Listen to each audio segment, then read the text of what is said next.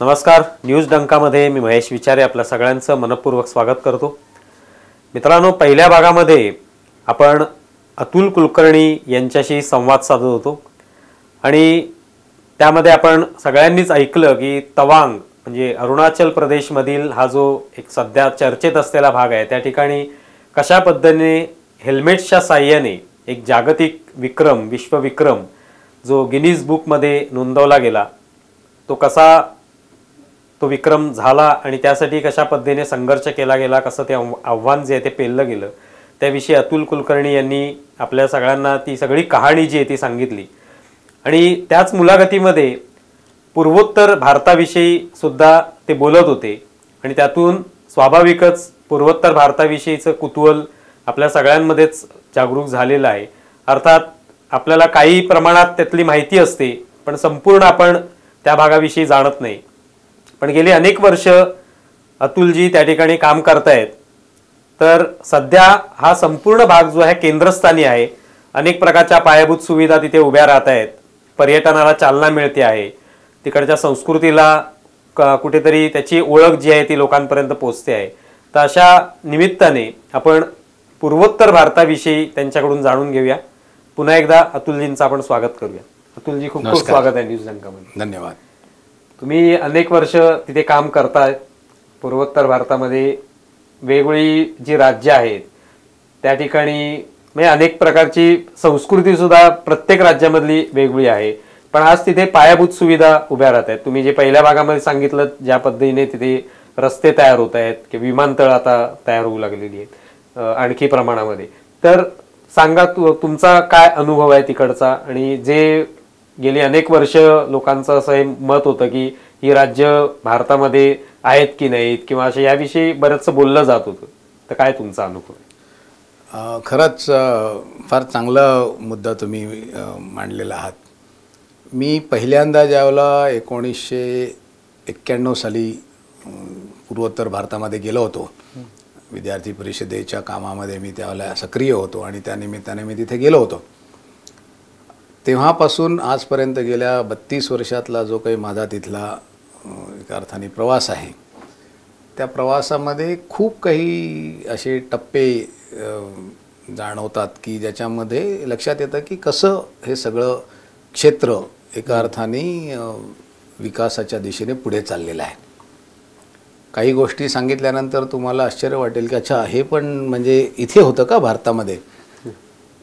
म्हणजे आज जर ज्याला इकॉनॉमिक भाषेमध्ये जर सांगायचं म्हणलं तर year on year growth of e commerce business जर देशात सगळ्यात जास्त कुठे असेल तर ती पूर्वोत्तर भारताची.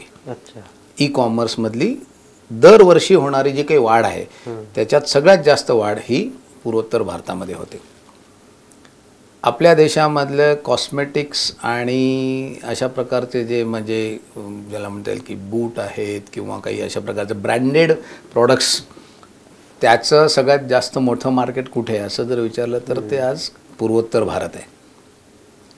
आता एका बाजूला आपल्याला हे ऐकायला चांगलं वाटतं की अच्छा, असं आहे का इकडे.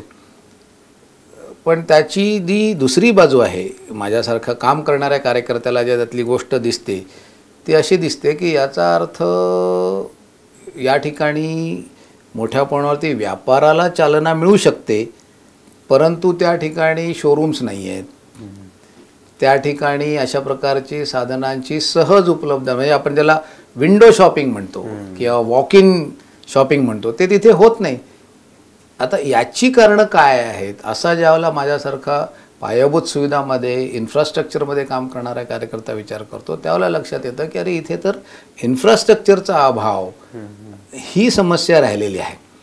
म्हणजे आपण पूर्वोत्तर भारत आणि देशातला अन्य प्रदेश याच्यामध्ये एका अर्थाने मानसिक आणि इमोशनल ज्याला म्हणता येईल की पूल बांधण्याचा जो प्रयत्न करतो आहोत, तो करत असताना याच्यामधली सगळ्यात मोठी अडचण काय असेल पूर्वी असं ज्यावेळेला आपण विचार करतो तेव्हा लक्षात येतं की 1942 ते 44चा कालावधी जर थोडासा आठवलात आणि इतिहासात आपण सगळेजण शिकलेलो आहोत, तर द्वितीय विश्वयुद्धामध्ये ज्या वेळेला एका अर्थाने जपानी सैन्याचा विजय होईल अशा दिशेने सगळं ते युद्ध चाललं होतं आणि त्याच वेळेला जर्मनीचा विजय होईल आणि त्याचबरोबरीने इकडे जपानचा विजय होईल आपल्या पूर्वोत्तर क्षेत्रामध्ये असं ज्यावेळेला चित्र दिसत होतं त्यावेळेला अचानक या सगळ्या युद्धाच्या चित्रावरती अमेरिकेचा एका अर्थाने प्रवेश होतो आणि लांब पल्ल्याची विमानं ही अमेरिकेमार्फत ब्रिटिश सैन्याला आणि मग पर्यायाने ती ब्रिटिश गव्हर्मेंट इन इंडिया यांच्या ताब्यामध्ये येतात आणि जवळजवळ सिंगापूर त्यावेळेचा बर्मा हे सगळं पादाक्रांत करून आपल्या आत्ताच्या भारताच्या भूमीवरती म्हणजे इम्फाळमध्ये असेल तिथलं मोइरांग असेल किंवा कोहिमा असेल इथे ज्यावेळेला हे सगळं जपानी आणि त्याचबरोबरीने आझाद हिंद फौज नेताजींच्या नेतृत्वाखाली ज्यावेळेला पोचली त्यावेळेला ब्रिटिशांनी सगळ्यात पहिलं काम काय केलं तर ते त्यांनी त्या भागातली सगळी दळणवळणाची जी साधनं होती आणि जे सगळं इन्फ्रास्ट्रक्चर तिथे होतं ते सगळं त्यांनी ध्वस्त करून टाकलं. म्हणजे तोपर्यंत विभाजन न झालेला जो भारत होता त्यातलं 26% GDP हा ह्या सगळ्या प्रदेशाचा होता. अविभाजित भारताचा 26% GDP हा ह्या प्रदेशातून येतो किंवा येत होता. परंतु त्यांनी मग रेल्वे पूल असतील बंदरं असतील जी त्या सगळ्या भागामध्ये होती जी आताच्या बांगलादेशमध्ये गेलेली आहेत ती सगळी बंदरं त्यांनी ध्वस्त केली. कारण जर तिथेपर्यंत जर आझाद हिंद फौज आणि त्याच्या पाठोपाठ जर जपानी सैन्य पोचलं असतं तर इथे भारतावरती राज्य करणं आपल्याला शक्य नाही हे ज्यावेळेला ब्रिटिशांच्या लक्षात आलं त्यावेळेला त्यांनी इथला सगळा हा जो काही पायाभूत सुविधांचा जो काही तो सगळा त्यांनी ध्वस्त केला. आणि त्याच्यामुळे काय झालं तर त्याच्यामुळे झालं असं की स्वतंत्र भारतामध्ये पूर्व पाकिस्तानमध्ये हा सगळा ज्यावेळेला भाग गेला त्यावेळेला आपल्या देशाच्या मुख्य भूप्रदेशापासून पूर्वोत्तर भारताशी जोडणारा जो काही दळणवळणाचे मार्ग होते ते सगळे बंद झाले आणि फक्त ती 42 किलोमीटरची चिकन नेकची पट्टी चिंचोळी एवढीच फक्त शिल्लक राहिली आणि आपल्यासाठी फक्त एक रेल्वे मार्ग जो रेल्वे मार्ग गुवाहाटी मार्फत उत्तर आसाममध्ये विशेषतः चहाच्या मळे आणि जिकडे तेल आपल्याला मिळतं त्या ठिकाणी पोचलं. बाकी अन्य ठिकाणी कोणत्याही प्रकारचे रस्ते नाहीत कोणत्याही प्रकारची रेल्वेची व्यवस्था नाही अशी स्थिती झाली आणि त्याचा स्वाभाविक जो परिणाम होतो तो परिणाम होतो अर्थव्यवस्थेवरती. आणि म्हणून आपल्या या संपूर्ण प्रदेशाची अर्थव्यवस्था एका अर्थाने कोलमडली. म्हणजे जो प्रदेश देशाच्या GDPमध्ये 26% सहभाग देत होता तो आजसुद्धा जेमतेम 2-3% आहे. स्वातंत्र्यानंतर 75 वर्षानंतर सुद्धा तो एवढाच आहे. 8% भूप्रदेश आहे देशाच्या एकूण भूप्रदेशाचा 8% हा भूप्रदेश आहे. 4% लोकसंख्या आहे पण GDPमध्ये 1% सुद्धा आमचा सहभाग नाही. याचं मुख्य कारण ह्या सगळ्या पायाभूत सुविधांचा अभाव. आणि म्हणून पायाभूत सुविधांच्या वरती गेल्या काही वर्षांपासून तिथे मोठ्या प्रमाणावरती एका अर्थाने प्रयत्न केला जातोय आणि या सगळ्या गोष्टी तिथे सुरू झालेल्या आहेत. आणि मग सर्व चहूबाजूनी त्याचा प्रयत्न सुरू आहे. मग रेल्वे मार्गांचं जाळं तिथे विणणं सुरू आहे. सरकारने प्रयत्न करून सर्व राज्यांच्या मध्ये रेल्वे पोहोचण्याचं पहिलं काम केलं. आता सर्व राज्यांच्या राजधान्यांमध्ये रेल्वे पोहोचण्याचा प्रयत्न सुरू आहे. पहिल्यांदा सर्व राज्यांच्या मध्ये रेल्वे पोहोचली आता सर्व राज्यांच्या राजधान्यांच्यापर्यंत रेल्वे पोहोचण्याचा प्रयत्न. रस्त्यांचं जाळं मोठ्या प्रमाणावरती आपण तिथे आता उभं राहिलेलं बघतो. सुवर्ण चतुष्कोनमध्ये पहिला जो काही भाग होता त्याच्यामध्ये जसा कन्याकुमारीपासून काश्मीरपर्यंतचा दक्षिण ते उत्तर असा एक त्यात पट्टा होता तसाच पूर्व पश्चिम असा एक त्यातला भाग होता जो सिलचर आसाममध्ये जे आहे तिथून पोरबंदर गुजरातमध्ये असा तो सगळा रस्ता होता. त्याची सुरुवात अनेक वर्षांपूर्वी झाली आणि आता नॅशनल हायवे अथॉरिटीज आणि NHIDCL अशी पूर्वोत्तर भारतासाठी एक वेगळी कंपनी रस्ते आणि महामार्ग विकास मंत्रालयाची भारत सरकारची तिथे काम करते आणि त्यांच्या माध्यमातून रस्त्यांचीच जवळजवळ 33,000 कोटी रुपयांची कामं आजही त्या भागामध्ये सुरू आहेत. त्याच्यामुळे चहूबाजूनी रस्त्यांचं जाळं विणण्याचं काम सुरू आहे. मी म्हटलं तसं रेल्वे तिथे मोठ्या प्रमाणावरती आता येते आहे. विमानतळं सुरू झालेत, तुम्ही ज्याचा उल्लेख केलात. आसाममध्ये तशी भरपूर ज्याला म्हणता येईल की विमानतळं किंवा ॲडव्हान्स लँडिंग स्टेशन्स पहिल्यापासून होती, जी दुसऱ्या महायुद्धाच्या काळातच प्रामुख्याने वापरली गेली होती. जोरहाटचा जो विमानतळ आहे तो सर्वात मोठं जे गजराज विमान आहे भारतीय वायुदलाचं, जे सामान वाहू विमान आहे, ते विमान तिथे लँड करू शकतं. अशा प्रकारचा तो एअरपोर्ट आहे.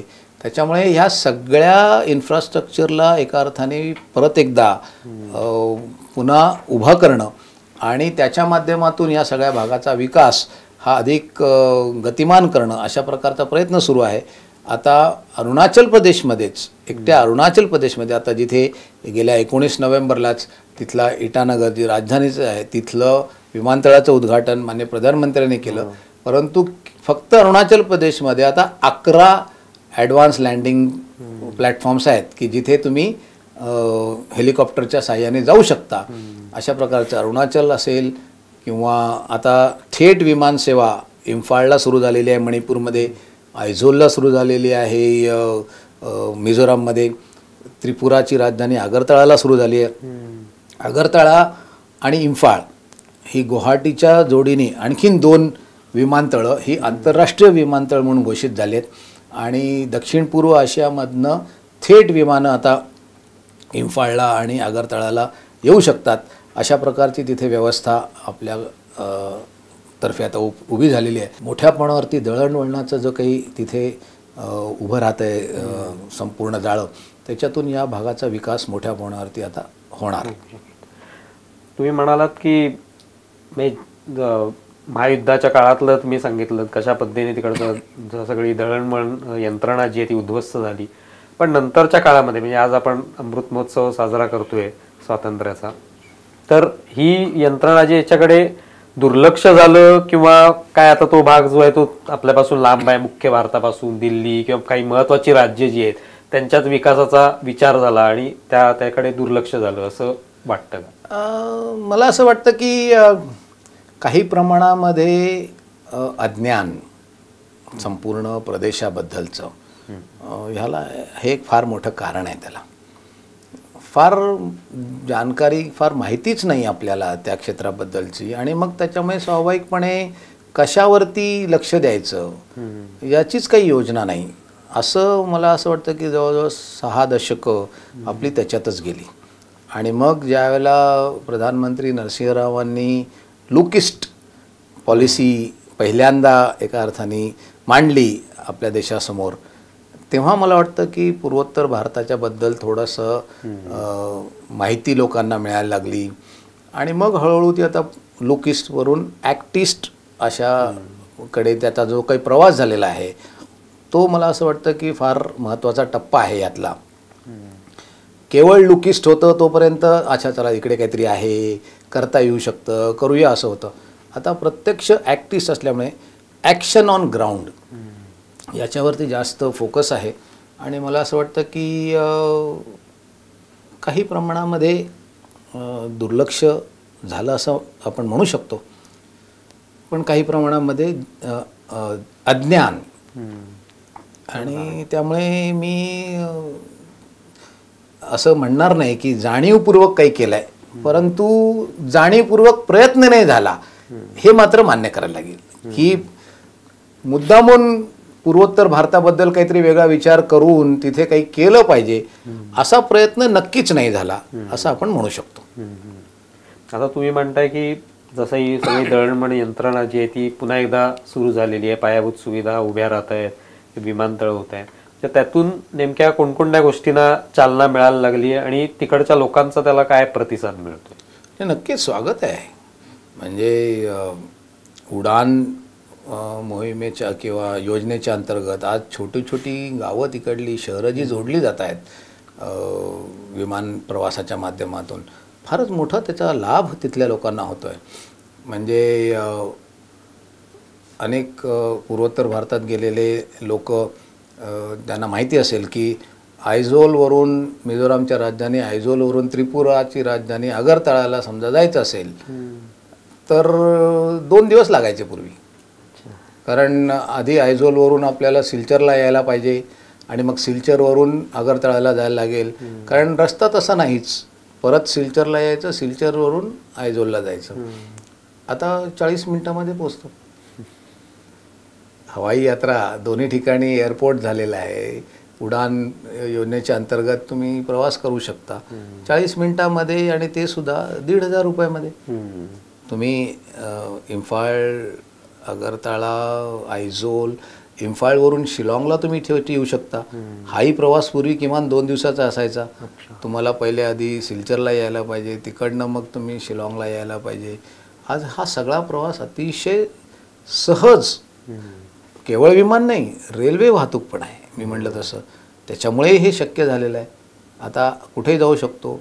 इटानगर अरुणाचल प्रदेशची राजधानी, दिमा हसाव एक आसाममधलं फार सुंदर प्रदेश, आणि हिल स्टेशन हाफलॉंग त्या दिमा हसावमधलं, या दोन्ही ठिकाणी आज गुवाहाटीवरून विस्टाडोम ट्रेन जाते आणि तिकडला अतिशय सुंदर निसर्ग तुम्ही त्या विस्टाडोमच्या माध्यमातून बघू शकता. पर्यटनाला चालना मिळते. आज लोक त्या विस्टाडोम ट्रेनमध्ये बसून दिवसाचा प्रवास करायला लागले. पूर्वी ज्या वेळेला या ठिकाणी जायचा विचार करायचा त्यावेळेला काय करायचं तर माहिती नाही किती वेळ लागेल, त्याच्यामुळे आपलं संध्याकाळी गाडीमध्ये बसायचं, सकाळी आपलं त्या ठिकाणी पोचेल असं गृहीत धरून जायचं. आज लोक जाणीवपूर्वक विस्टाडोममधून प्रवास करायचा आहे म्हणून रेल्वे प्रवास करायला लागले. आता हा सगळा तर स्वाभाविकपणे आर्थिक विकासाला चालना देणारा सगळा विषय आहे ना.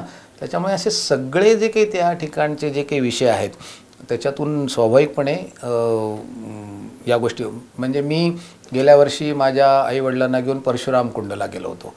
आपल्याला माहिती असेल की भगवान परशुरामांनी जी तपश्चर्या केली आणि त्यांच्या हातातला परशु हा, ते म्हणजे अशी कथा आहे. सांगितलं जातं की भगवान शंकर तपश्चर्या करायला बसले होते आणि त्यांनी सांगितलं होतं परशुरामाला, आपल्या मुलाला, की कुणीही आलं तरी माझी तपश्चर्या भंग नाही झाली पाहिजे. आणि माता पार्वती तिथे समोर येतात आणि त्या म्हणतात की मला भेटायचं आहे भगवान शंकरला. तर म्हणजे नाही, मला तर आज्ञा आहे की काही झालं तरी सुद्धा सोडायचं नाही आतमध्ये, मी सोडणार नाही. मातेला सोडणार नाहीस तू? म्हणजे हो मी सोडणार नाही माते, तू जाऊ नकोस कारण मला आज्ञा आहे सोड. आणि तिथे तो वध करतात आपल्या मातेचा आणि त्याचा जो काही त्यांना शाप लागतो आणि त्याच्यासाठी पश्चात्ताप म्हणून ते सर्व ठिकाणी फिरतात, की कारण तो परशु त्यांच्या हातात राहतो अशी ती आख्यायिका आहे. आणि तो परशु त्यांच्या हातातून सुटतच नाही कारण तो शाप दिलेला असतो त्याच्यामुळे. तर ती तपश्चर्या परशुरामांनी केली ते स्थान आहे लोहित नदीच्या किनारी परशुराम कुंड, पासी घाट आणि तेजूच्या जवळ ते स्थान आहे. त्या ठिकाणी त्याने ती तपश्चर्या केली आणि मग तिथे त्यांच्या हातातून तो परशु सुटला आणि म्हणून त्या नदीला तिथे लोहित म्हणतात. लोहित म्हणजे लाल. तर ते जे काही परशुला लागलेलं जे काही रक्त होतं त्याच्यातून ते नदी, अशी ती एक आख्यायिका आहे. आता तिथे तेजूला विमानतळ आहे. तर त्या ठिकाणाहून मी माझ्या वयस्कर आईवडिलांना घेऊन गुवाहाटीला विमानाने येत होतो. तर माझ्यासोबत प्रवास करणाऱ्यामध्ये 2 कॉलेजच्या विद्यार्थिनी होत्या. तर त्यांना मी विचारलं की काय तुम्हाला, ते म्हणे कि इसके पहले तो हम जब घर आते थे, कोरोनाच्या नंतरचा तो कालावधी होता, त्याच्यामुळे इसके पहले जब हम घर आते थे तब वापस जाते समय पता नहीं रहता था कि कब हम पहुंचेंगे. तो 3 दिन कम से कम हम लोगों को मार्जिन लेके चलना पड़ता था. त्या तमिळनाडूमध्ये एका कॉलेजमध्ये शिकणाऱ्या विद्यार्थिनी होत्या. तेजू में हम गाड़ी में बैठेंगे, बस में पता नहीं बस जब चलेगी फिर जैसे पहुंचेगी गुवाहाटी पहुंचेंगे, फिर गुवाहाटी में ट्रेन में बैठेंगे, ट्रेन से फिर हम लोग चेन्नई पहुंचेंगे, चेन्नई पहुंचेंगे उसके बाद आगे कोयम्बतूर के पास हम जाएंगे. आज देखिए मैं सुबह अभी आपके साथ यहाँ तेजू में बैठी हूँ उड़ान के अंतर्गत, यहाँ से गुवाहाटी उतरूँगी तो गुवाहाटी में चेन्नई के लिए फ़्लाइट उपलब्ध है और शाम को मैं कोइंबतूर में रहूँगी. आता मला सांगा ह्या गोष्टी किती म्हणजे आयुष्यामध्ये परिवर्तन घडवून आणणाऱ्या आहेत आणि त्याच्यामुळे सर्व प्रकारच्या गोष्टी या आता तिथून आपल्याला घडताना दिसत आहेत. म्हणजे त्रिपुराचे अननस हे जर्मनीमध्ये आता जायला लागले. अरुणाचल प्रदेशमध्ये झिरो परिसरामध्ये मोठ्या प्रमाणावरती जंगली किवी होत होता. आता तो जंगली किवी सडून जायचा कारण त्याला काही मार्केट नव्हतं, काही कोणी, कारण लोकसंख्याच किती कमी आहे तर त्यामुळे तो तिथे वापरलाच जायचा नाही, मग तो सडून जायचा. तर तिथे तागे रीता नावाच्या एका महिलेला असं वाटलं की ह्याच्यातून आपण काहीतरी व्यवसाय करू शकतो आणि तिने तिथे त्याची वाईन बनवायला सुरू केली त्या किवीपासूनची. आज ती जगाच्या बाजारामध्ये उपलब्ध आहे. ऑर्गॅनिक वाईन आहे. सर्व प्रदेश जो आहे तिकडला तो सर्व प्रदेश हा ऑर्गॅनिक फार्मिंगसाठी प्रसिद्ध आहे. सिक्कीम आहे त्याच्याबरोबर हाही सगळा प्रदेश हा ऑर्गॅनिक फार्मिंग करणारच आहे. तर तिथले सगळे हे सगळे जे काही शेतमाल आहे तो आज जगाच्या बाजारामध्ये जायला लागला. आता हे कशामुळे शक्य व्हायला लागलं? हे सगळं दळणवळणाची साधनं आणि ती सुद्धा योग्य पद्धतीने जशी जशी होत गेली त्याच्यामुळेच शक्य व्हायला लागलं. त्याच्यामुळे नक्कीच सर्वसामान्य माणसाच्या आयुष्यामध्ये त्याच्यातून फरक पडलेला आहे आणि हे सर्वत्र आपल्याला पाहायला मिळेल पूर्वोत्तर भारतामध्ये. म्हणजे हे केवळ ठराविक राज्यांच्या मध्ये असं नाही, आज सर्व प्रांतांमध्ये आपल्याला पाहायला मिळेल. हेच आपल्याला मिझोराममध्ये बघायला मिळतं. मिझोराममध्ये लवकरच रेल्वे पोचणार आहे. मिझोरामची राजधानी आयझॉलला पोचणार आहे ती रेल्वे. आता विचार करा की जवळजवळ म्हणजे काही हजारो टन तांदूळ हा दरवर्षी मिझोराममध्ये देशाच्या अन्य प्रांतातून जातो, तिथे लोकांना खाण्यासाठी लागतो म्हणून. आता तो सर्व इतके ट्रक्स तिकडे जातात, त्या ट्रकमधून होणारं प्रदूषण असेल, त्या ट्रकच्यामुळे बाकीच्या सगळ्या निर्माण होणाऱ्या समस्या, रेल्वे जेव्हा पोचेल तिथे हे सगळं किती सहजपणाने तिथे पोचेल. याच्यातून नवीन उद्योगांना चालना मिळेल, तिकडे तरुणांना रोजगाराच्या संधी निर्माण होतील. आपण जसं म्हणतो की देशामध्ये सर्वत्र प्रयत्न सुरू आहे की आपल्या देशाची लॉजिस्टिक्स कॉस्ट कमी व्हावी, कारण आपल्या देशामध्ये लॉजिस्टिक्स तेवढंच एफिशियंट आहे, परंतु आपल्या देशातल्या भूप्रदेशावरून होणारं जे म्हणजे ज्याला लँड ट्रान्सपोर्टेशन म्हणतात, त्या लँड ट्रान्सपोर्टेशनमध्ये एफिशियन्सी नसल्यामुळे आपली लॉजिस्टिक्स कॉस्ट जास्ती आहे. आज त्याच्यामध्ये मोठ्या प्रमाणात आपण बदल करतो. मग त्याचा फायदा हा पूर्वोत्तर भारतामध्ये पण होणार. म्हणजे काही दिवसांपूर्वीच माझी कॉनकॉरचे जे पूर्वोत्तर भारतातले जे डायरेक्टर आहेत त्यांची माझी भेट झाली. तर ते म्हणाले की अतुल जी, अभी तक तो हमारा एसीडी सिर्फ गुवाहाटी तक सीमित है, अभी तो हमें सोचना पड़ेगा, हमें डिब्रूगढ़ में भी एक आईसीडी खोलना चाहिए, हमें इम्फाल में भी एक आईसीडी खोलना चाहिए. म्हणजे काय तर मोठ्या प्रमाणावरती कंटेनरच्या माध्यमातून आणि ज्याला इकॉनॉमीज ऑफ स्केल म्हणतात अर्थशास्त्राच्या भाषेमध्ये, त्या इकॉनॉमीज ऑफ स्केलचा फायदा घेऊन एकूण सगळ्या गोष्टींची किंमत कमी करता येईल का, अशा प्रकारचा प्रयत्न या सगळ्या माध्यमातून होतोय. आणि त्याचा स्वाभाविक परिणाम हा तिथल्या व्यापार उद्योगावर होतो. व्यापार उद्योगावर झालेला परिणाम हा सर्वसामान्य माणसाला फायदेशीर ठरतो. त्याच्यामुळे नक्कीच या सगळ्यातून खूप मोठं संधी ही त्या ठिकाणी निर्माण होते. आता जसं ही संपर्काची साधनं म्हणजे रस्त्यांच्या माध्यमातून असतील की विमानांच्या माध्यमातून असतील, भाषेच्या माध्यमातून सुद्धा संपर्क जो आहे तो वाढला पाहिजे. म्हणजे त्यासाठी काय, कारण तिकडच्या लोकांची प्रत्येक कदाचित राज्यात वेगळी भाषा असेल, त्यांच्या ट्राईब्स वेगळे आहेत त्यानुसार, तर ते त्याविषयी काय सांगाल तुम्ही? नक्की. म्हणजे पूर्वोत्तर भारत हा जवळजवळ ज्याला म्हणता येईल की साधारणपणे 170-180 प्रमुख जनजातींचा प्रदेश आहे. प्रमुख. जर त्याच्यामधल्या उपजाती वगैरे जर आपण काढल्या तर ते म्हणजे 200-250च्या पुढे निघून जातील.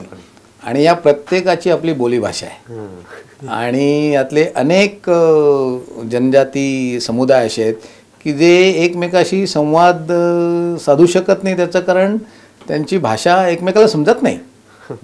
हां, अशी स्थिती आहे.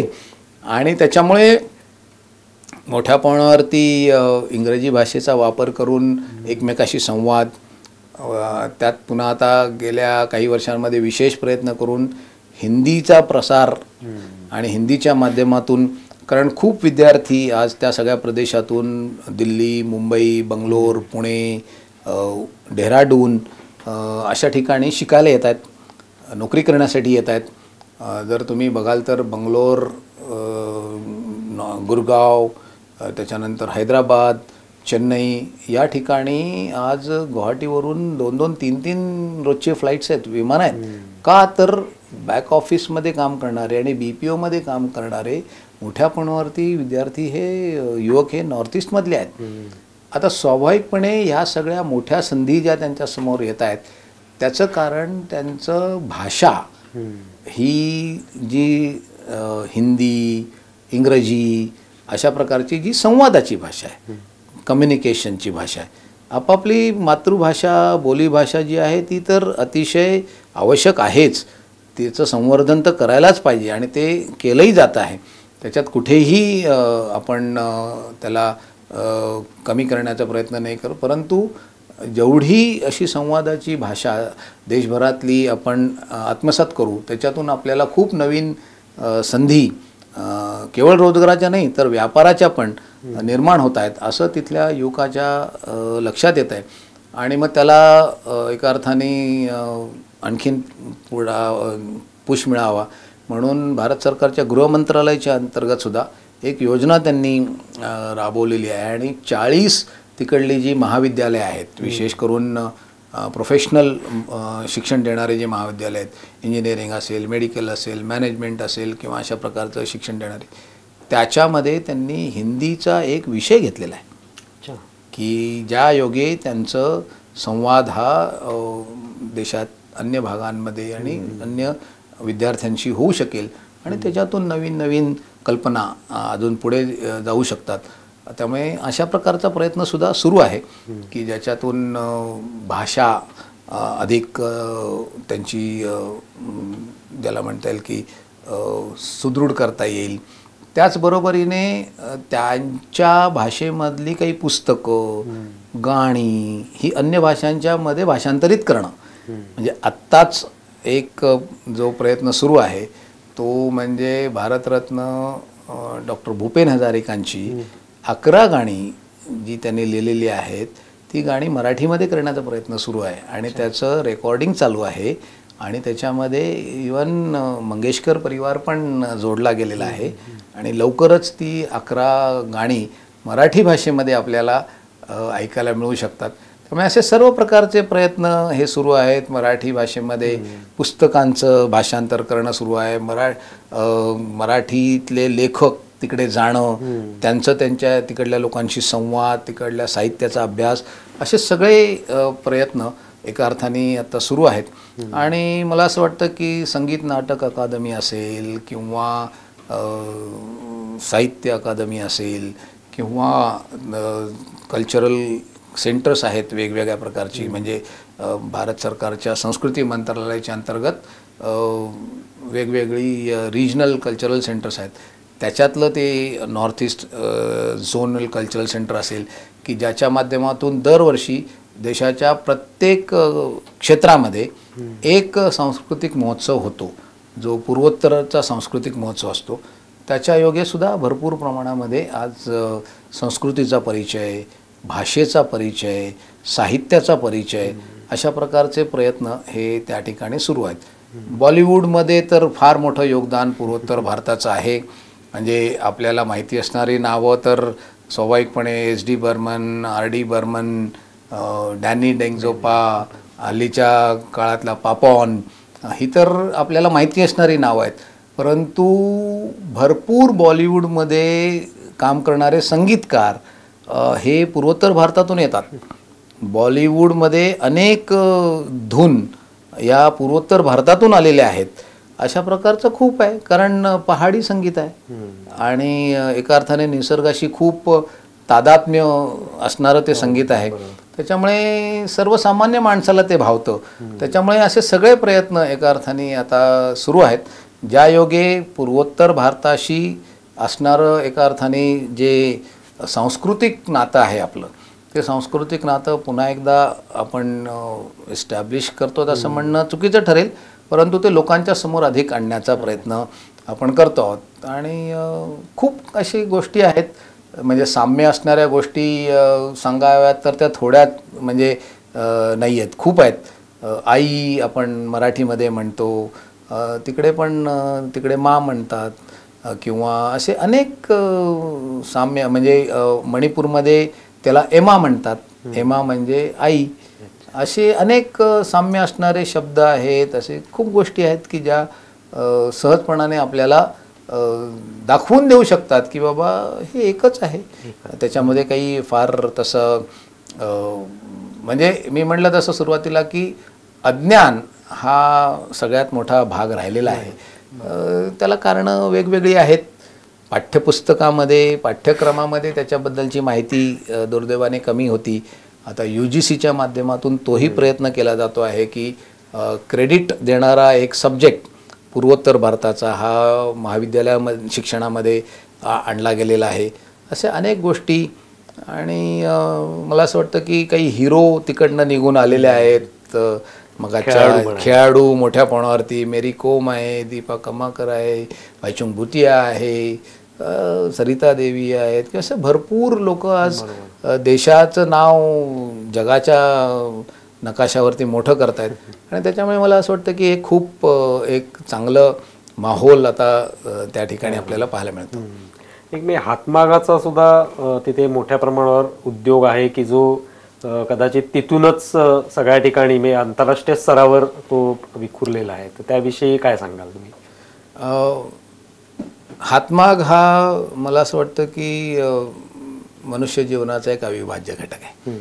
आपल्याला पाहिजे ते वस्त्र बनवण्याची कला ज्यावेळेला त्याला सापडली तेव्हापासून त्याने ते आपल्याला पाहिजे ते बनवायला सुरू केलं.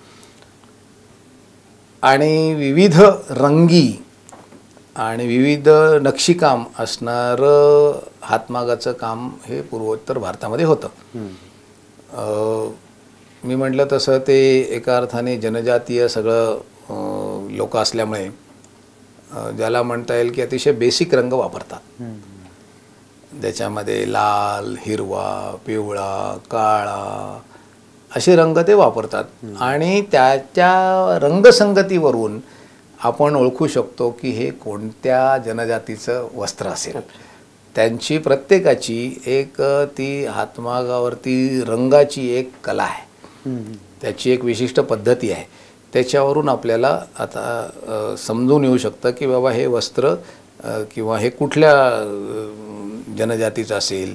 त्याच्यामुळे मग ते आसामी असेल तर त्याला ते गमछा म्हणतात, त्याच्यानंतर ते बोडोचं असेल तर त्याला ते अरोना म्हणतात. असं वेगवेगळं त्याची नावं आहेत. परंतु ते कशातून दिसून येतं तर ते त्याची रंगसंगती आणि त्याच्यावरती जे काही नक्षीकाम आहे त्याच्यावरून ते तुम्हाला लक्षात येऊ शकतं की काय. परंतु हा खूप मोठा तिथला ज्याला म्हणता येईल की लोकांचा व्यवसाय आहे. लॉइन लूम्स नावाच्या लूम्स तिकडे असतात. लॉइन लूम्स म्हणजे ज्या पाठीवरती लावल्या जातात ना माग, ते माग. आणि असं म्हणायला हरकत नाही की पूर्वोत्तर भारतातली प्रत्येक स्त्री, प्रत्येक तरुणी ही हातमागावरती काम करते. आपल्या घरातलं काम सकाळचं पूर्ण झालं, जेवण सगळ्यांची पूर्ण झाल्यानंतर प्रत्येक स्त्री ही त्या हातमागावरती बसते आणि ते आपल्याला पाहिजे ते कपडा ती विणते. आणि त्याच्यामधून त्यांची एका अर्थाने जी काही कलात्मकता आहे ती कलात्मकता आपल्याला दिसते. गुवाहाटीच्या जवळ एक गाव आहे स्वालकुची म्हणून. त्या स्वालकुचीमध्ये मोठ्या प्रमाणावरती सिल्कवरती काम होतं. एरी, मुगा अशा प्रकारचं तिकडलं फार प्रसिद्ध असं ते सिल्क आहे. तर तिथे आपल्याला असे कलाकार भेटतील की ते 2-2, 3-3 वर्ष त्या साड्या बनवतात. परंतु त्या साड्या बनवतात तर त्या साडीवरती तुम्हाला महाभारत आणि रामायणातला एक प्रसंग चित्रित केलेला दिसेल. म्हणजे एवढं त्यांचं या विषयातली कला ही प्रगत आहे. तर त्यामुळे हातमागावरती काम करणं हे तर तिथे सर्वसामान्य माणसाच्याकडे आपल्याला पाहायला मिळतं. देशातल्या नोंदणीकृत हातमाग व्यवसायात काम करणाऱ्या कारागिरांच्यापैकी 50% कारागीर हे तिकडले आहेत. रजिस्ट्रेशन त्यांची नोंदणी तिकडे झालेली आहे कारण तिथे ते काम करतात. पण एक आहे की त्यांचं जे हातमाग आहे किंवा हातमागावरती केलेलं काम आहे ते आजपर्यंत प्रामुख्याने त्यांच्या गरजेनुसार राहिलेलं आहे. त्याच्यामुळे त्यांची जी वस्त्र प्रावरणं आहेत तशा प्रकारचंच काम ते करत होते. आता त्याच्यामध्ये खूप बदल होतो आहे. लक्षात येत आहे की आपल्याला जगभरामध्ये याची मागणी वाढते आहे आणि मोठ्या प्रमाणावरती काही चांगल्या डिझायनर्सनी त्यांना याच्यामध्ये काही सूचना करून तशा प्रकारचं केलं आहे. तर आणि त्याच्यामुळे आता आपल्याला असं दिसून येतं की देशात पण अन्य ठिकाणी आपल्याला ते पाहायला मिळतं. एक शेवटचा प्रश्न म्हणजे आव्हानं कोणती आहेत? म्हणजे आता तुम्ही इतकी वर्ष काम करताय, आज बदल होतोच आहे निश्चितपणे, पण आणखी काय आव्हानं आहेत? म्हणजे विशेषतः शिक्षणाच्या बाबत असतील किंवा युवकांच्या संदर्भात असतील, कारण मोठ्या प्रमाणावर युवकांकडे लक्ष केंद्रित झालेलं आहे आणि भारत हा युवकांचा देश आहे सध्याच्या घडीला आपण पाहिलं तर. हां, मी असं म्हणेन की आव्हानं आहेत. मला असं वाटतं की देशाच्या सर्व भागामध्ये आपल्याकडे अजूनही आव्हानं आहेत. म्हणजे असं आपण म्हणू शकत नाही की आपल्यासमोर आता काही आव्हानं नाहीत. तशी पूर्वोत्तर भारतात पण आहेत. पण माझ्यासारख्या काम करणाऱ्या कार्यकर्त्याच्या दृष्टीने महत्त्वाचं आव्हान जे दिसतं आहे ते असं दिसतं आहे की मोठ्या प्रमाणावरती आयवेज म्हणजे हायवेज, एअरवेजच्या बरोबरीने आयवेज, इंटरनेटचं त्या ठिकाणी मोठ्या प्रमाणावरती पेनिट्रेशन झालेलं दिसतं आहे. कारण तिसरा जो इंटरनेट गेटवे आपल्या देशामध्ये आपण बनवला, जो आगरताळाला त्रिपुरामध्ये आहे, तो कॉक्स बाजारमधून बांगलादेशवरून ती केबल आपण जमिनीवरती आणून ती आता त्रिपुरामध्ये त्याचा तो तिसरा इंटरनेट गेटवे आपण केलेला आहे. त्याच्यामुळे स्वाभाविकपणे इंटरनेटचं जाळं पूर्वोत्तर भारतामध्ये पण खूप मोठ्या प्रमाणावरती आणि मग स्पीड पण त्याचा आपल्याला मोठ्या प्रमाणावरती तिथे दिसेल. आणि ज्यावेळेला हे इंटरनेटच्या माध्यमातून एका अर्थाने इन्फॉर्मेशन एक्सप्लोजन तिथे होईल, मोठ्या प्रमाणावरती माहितीचा विस्फोट त्या ठिकाणी आपल्याला बघायला मिळेल. आणि तो ज्यावेळेला होईल त्यावेळेला मला असं वाटतं की तिथल्या युवकाच्या लक्षात येईल की जे आपण करतो आहोत तेच जगामध्ये सगळे करतायत किंवा जगामध्ये जे सगळे करतायत ते आपणही करू शकू. आणि असं ज्यावेळेला होईल त्यावेळेला मला असं वाटतं की सरकारी यंत्रणेसमोर एक मोठं आव्हान हे असेल की या सगळ्यांना संधी उपलब्ध कशी करून देणार. कारण ते फार महत्त्वाचं राहील. ते जर आपण करू शकलो तर मला असं वाटतं की या सगळ्या गोष्टी एकदम सुकर होतील. आणि ती क्षमता त्यांची आहे. मुळातच मी असं म्हणेन की पूर्ण देशातले सर्वच लोक आहेत, परंतु पूर्वोत्तर भारतामध्ये मी अधिक काम करतो म्हणून मी थोडंसं पूर्वोत्तर भारताबद्दल अधिक प्रेमाने बोलेन की पूर्वोत्तर भारतातले लोक हे अधिक परफॉर्मेटिव्ह आहेत. म्हणजे करून दाखवणारे लोक जास्त आहेत. मग ते नृत्य असेल, संगीत असेल, खेळ असेल किंवा अन्य कोणतेही माध्यम असेल की ज्या माध्यमातून तुम्ही आपली कला समोर मांडू शकता, तसे ते परफॉर्मेटिव्ह कॅरेक्टरचे लोक आहेत. आता त्या परफॉर्मेटिव्ह कॅरेक्टरच्या माणसांना आपल्याला संधी आणि तशा प्रकारचं प्लॅटफॉर्म, मंच आपल्याला उपलब्ध करून द्यावा लागेल. आणि मला असं वाटतं की ते सगळ्यात मोठं आव्हान असणार आहे. खूप विषय आहेत की जे खरं तर पूर्वोत्तर भारतामध्ये ज्याला म्हणता येईल की महत्त्वाचे आहेत आणि त्याचबरोबरीने त्याच्याकडे काही प्रमाणामध्ये आपण म्हणजे ज्याला म्हणता येईल की लक्ष जर देऊ शकलो, अधिक लक्ष जर देऊ शकलो तर खूप मोठं त्याच्यातून आपण काम करू शकतो.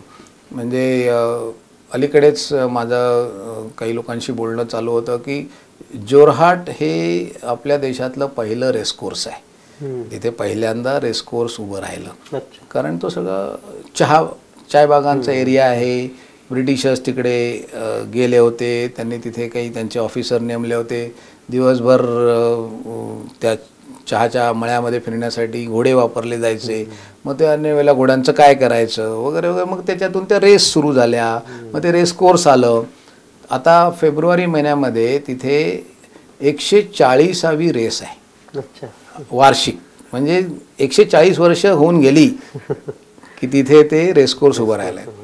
अधिक खोलात जाऊन ज्यावेळेला मी चौकशी केली त्यावेळेला असं लक्षात आलं की हे घोडे ते ठीक आहे चालवत असत किंवा त्याच्यावरती बसून रपेट करणारे ते इंग्रज अधिकारी असतील, परंतु त्या घोड्यांची पूर्ण रखरखाव आणि त्यांची देखभाल करणारे लोक जे होते ते मिशिंग कम्युनिटीचे, मिशिंग जनजातीचे लोक होते सगळे, जे ब्रह्मपुत्रेच्या किनाऱ्यावरती राहणारे लोक आहेत.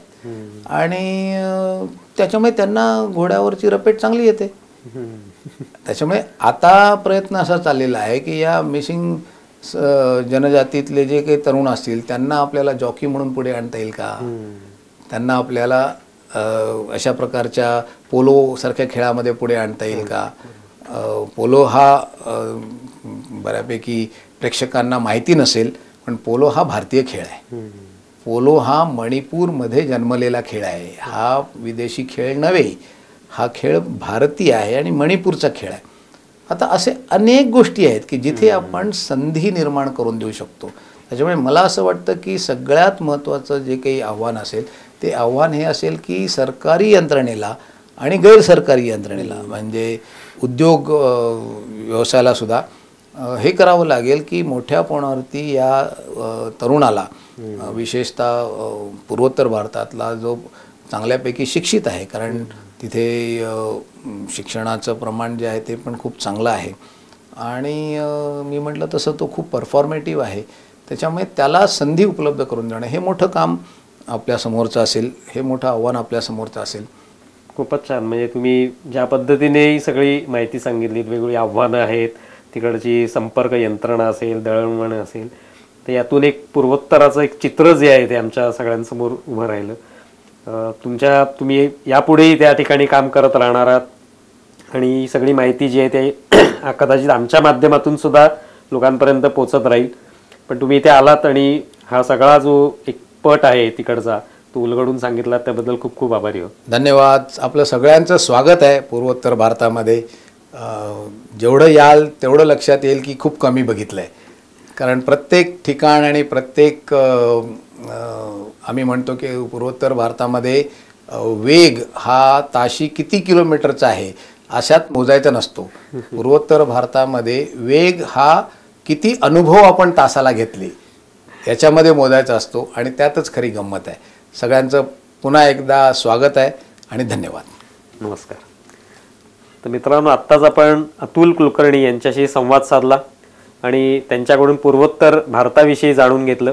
आणि पहिल्या भागात सुद्धा आपण तवांगमध्ये त्यांनी जो विश्वविक्रम केला होता, गिनीज बुक ऑफ वर्ल्ड रेकॉर्ड्समध्ये त्यांचं नाव जे ते नोंदलं गेलं, त्याविषयी आपण जाणून घेतलं. तुम्हाला हे दोन्ही व्हिडिओ कसे वाटले हे जरूर कळवा. आमचे व्हिडिओ जास्तीत जास्त लाईक करा, शेअर करा आणि आमचं यूट्यूब चॅनल सबस्क्राईब करा. धन्यवाद.